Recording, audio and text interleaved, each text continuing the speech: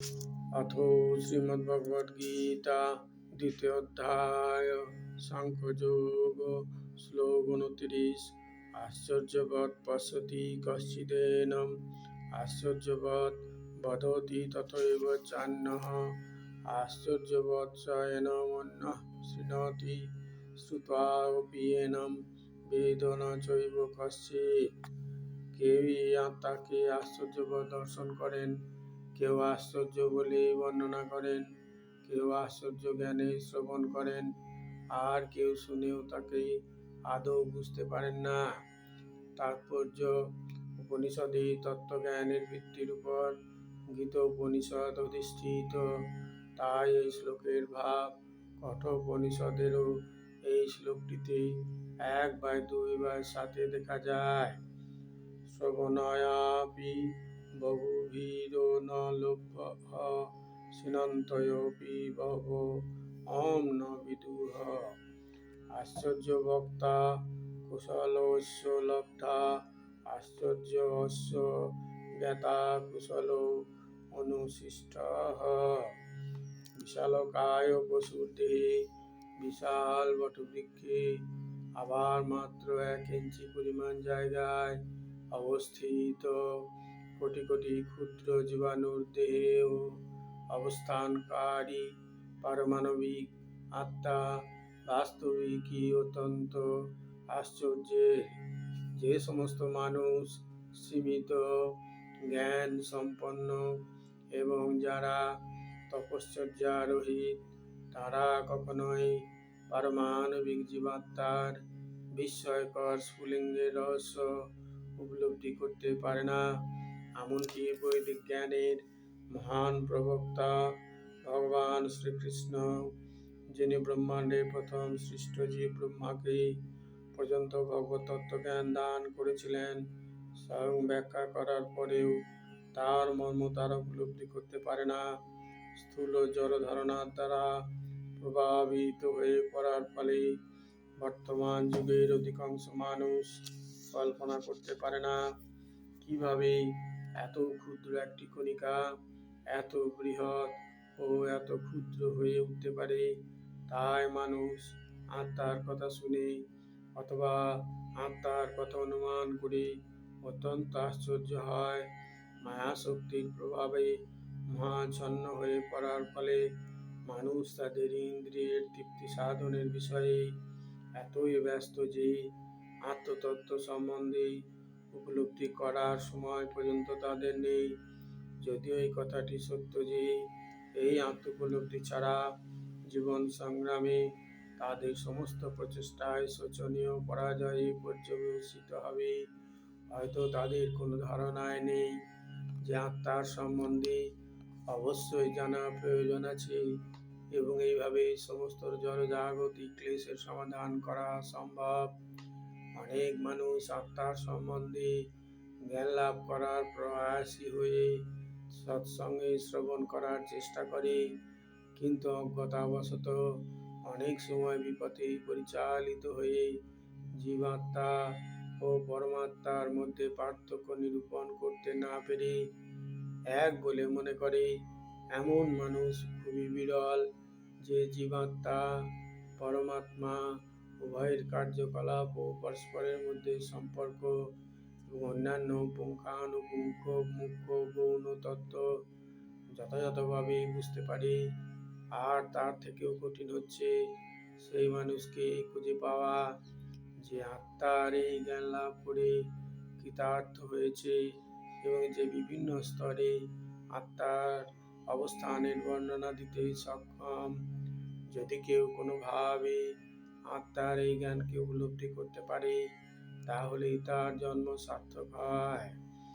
আত্মতত্ত্ব জ্ঞান লাভ করার সবচেয়ে সহজ উপায় হচ্ছে অন্যান্য মতবাদের দ্বারা বিপদগামী না হয়ে মহত্তম প্রবক্তা ভগবান শ্রীকৃষ্ণের মুখ নিঃসৃত ভগবদ্গীতার বাণীর যথার্থ মর্ম উপলব্ধি করা।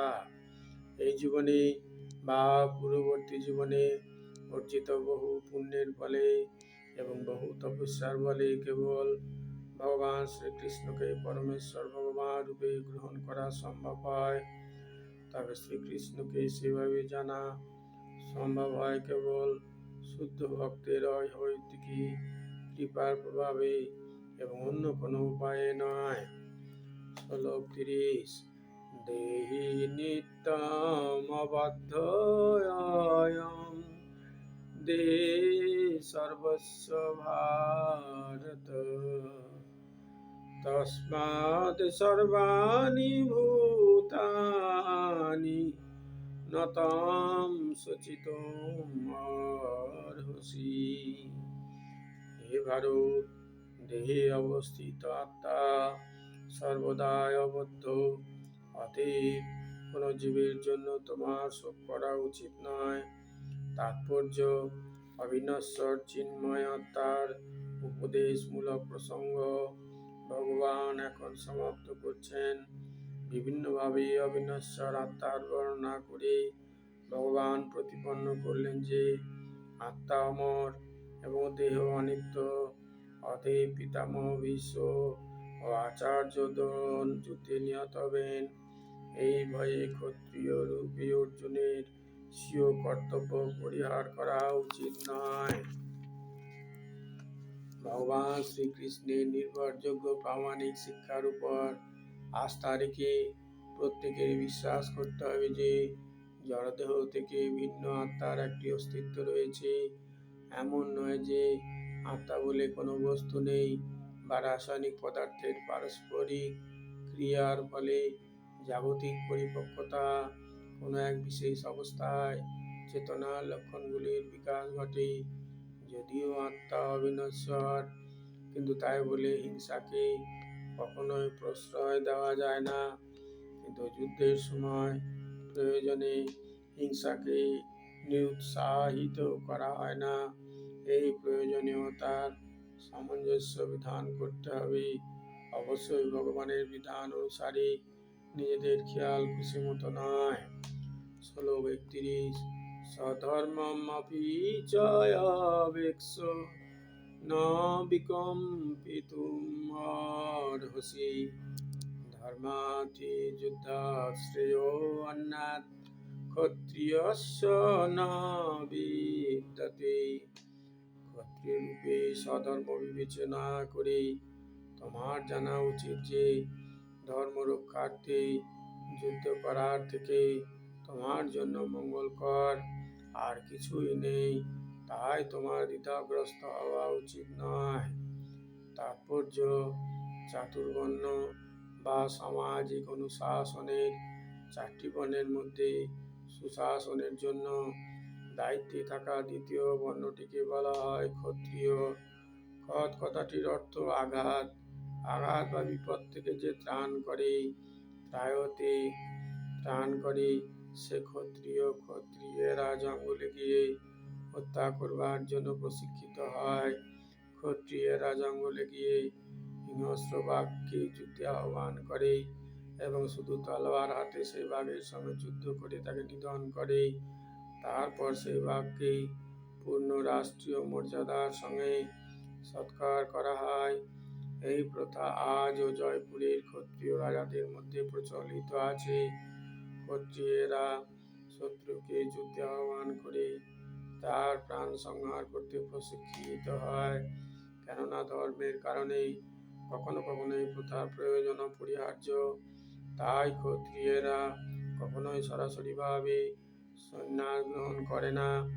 রাজনীতির ক্ষেত্রে অহিংসার পথ অবলম্বন করা কূটনীতি হতে পারে, কিন্তু তা কখনোই নীতিগত পন্থা নয়। নীতিশাস্ত্রে আছে আহবেষু মিথ্যো অনন্যাম জিজ্ঞাসস্তো মহীক্ষিতঃ যুদ্ধমানাঃ পরম শক্তা স্বর্গম আন্তু পরাং মুখাঃ যজ্ঞেষু পশবো ব্রহ্মণ হনন্তি সততং দ্বিজৈঃ সংস্কৃতাঃ কিলো মন্ত্রস্য তে অপি স্বর্গম অবাপ্নুবন। কোনো রাজা অথবা ক্ষত্রিয় যখন যুদ্ধক্ষেত্রে তার প্রতি ঈর্ষান্বিত কোনো রাজার সঙ্গে সংগ্রামে রত হন, মৃত্যুর পর তিনি স্বর্গলোকে গমন করার যোগ্য হন। তেমনি ব্রাহ্মণ যজ্ঞে পশু বলি দিলে স্বর্গলাভ করেন। তাই যুদ্ধক্ষেত্রে ধর্মীয় নীতির অনুকূলে হত্যা করা বা যজ্ঞে পশু বলি দেওয়াকে হিংসাত্মক কার্য বলে গণ্য করা হয় না, কারণ এই ধর্ম অনুষ্ঠানের ফলে সকলেই লাভবান হয়। যজ্ঞে উৎসর্গীকৃত পশু জৈব বিবর্তনের মাধ্যমে ক্রমান্বয়ে উন্নততর দেহ ধারণ না করে অবিলম্বে মনুষ্য দেহ প্রাপ্ত হয়, এবং ক্ষত্রিয়রাও যুদ্ধক্ষেত্রে নিহত হয়ে স্বর্গলোক প্রাপ্ত হয়, যা ব্রাহ্মণেরা প্রাপ্ত হয় যজ্ঞানুষ্ঠান করার মাধ্যমে। স্বধর্ম দুই রকমের।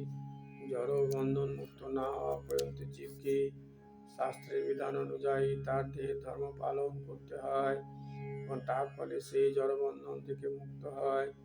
মুক্ত অবস্থায় জীবের স্বধর্ম পারমার্থিক হয়ে যায়, তখন আর দেহাত্ম বুদ্ধি থাকে না। দেহাত্ম বুদ্ধিতে নির্দিষ্ট কর্তব্য কর্মসমূহ রয়েছে এবং সেগুলি আচরণ করা আবশ্যক কর্তব্য। ভগবান স্বয়ং এই স্বধর্ম নির্ধারিত করেছেন, এবং এই সম্বন্ধে চতুর্থ অধ্যায়ে বিশেষভাবে আলোচনা করা হবে। দেহগত স্বধর্মকে বলা হয় বর্ণাশ্রম ধর্ম, যা মানুষের পারমার্থিক উন্নতি লাভের সোপান স্বরূপ। বর্ণাশ্রম ধর্ম বা জড় প্রকৃতির নির্দিষ্ট গুণ অনুসারে প্রাপ্ত দেহটির দ্বারা অনুষ্ঠিত বিশেষ কর্তব্য কর্মের স্তর থেকে মানব সভ্যতা শুরু হয়। প্রতিটি ক্ষেত্রে উচ্চ কর্তৃপক্ষের নির্দেশ অনুসারে এই সমস্ত কর্তব্য কর্ম সম্পাদন করার ফলে মানুষ ক্রমান্বয়ে উচ্চ থেকে উচ্চতর জীবন প্রাপ্ত হয়। ওম তৎসৎ ইতি শ্রীমদ্ভগবদ্গীতাসু উপনিষৎসু ব্রহ্মবিদ্যায়াং যোগশাস্ত্রে শ্রীকৃষ্ণার্জুন সংবাদে সাংখ্যযোগো নামো একাংশেন দ্বিতীয়োধ্যায়।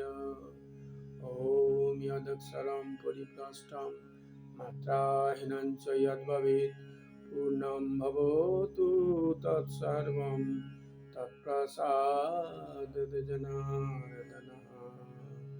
হরি ওম তৎসৎ। ওম শ্রীরামকৃষ্ণার্পণমস্তু।